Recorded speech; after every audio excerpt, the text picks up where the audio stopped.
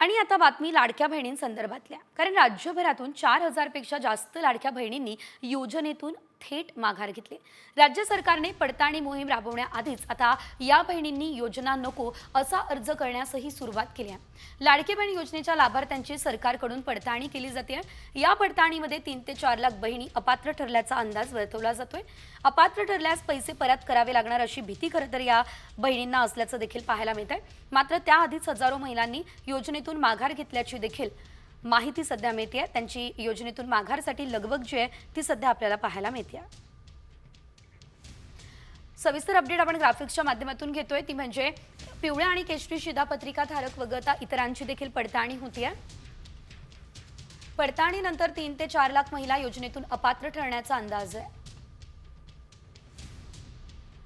संजय गांधी निराधार महिला योजनेतल्या महिलांना वगळलं जाणार आहे।